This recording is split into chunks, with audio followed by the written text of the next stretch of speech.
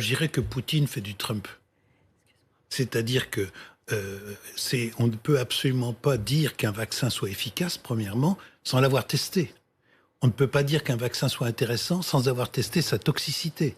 Alors je relève que deux choses, que la fille de Poutine a fait de la fièvre quand même, elle a fait une réaction secondaire, ce qu'on voit dans d'autres essais.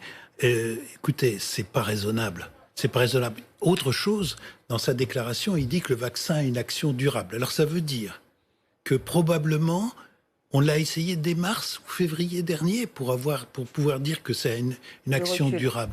Ça n'a pas de sens. Alors, on souhaite qu'il y ait un vaccin, évidemment, que les Russes aient réussi, Sputnik 5, tout ce que vous voulez.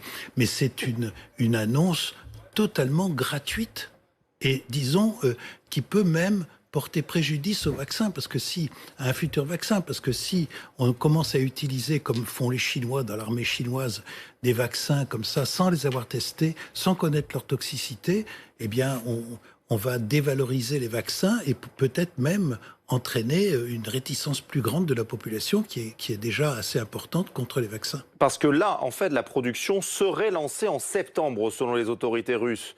Donc, qu'est-ce que cela veut dire? Ça veut dire qu'il y a un potentiel danger de ce vaccin? La production serait lancée en septembre, mais on ne l'a pas testé. Alors je rappelle les phases pour tester un vaccin. Il y a une phase préclinique qui dure plusieurs mois pour choisir la nature du vaccin. En passant, on ne sait pas quel est le vaccin. Est-ce que c'est un vaccin ADN? Est-ce que c'est un vaccin ARN? Est-ce que c'est un vaccin qui est avec un virus inactivé? On ne sait pas.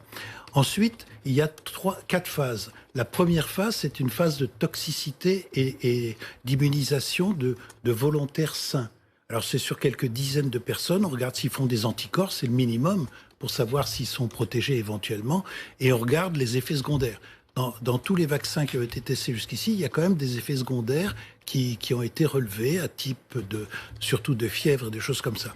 La phase 2, elle dure 2 ans. C'est 30 000 personnes qui sont vaccinés et on regarde s'ils vont faire exposer au virus dans la population, s'ils vont faire la maladie. Et après ces 2 ans sur 30 000 personnes, je parle de la cinétique habituelle des vaccins, on le commercialise largement dans toutes les populations.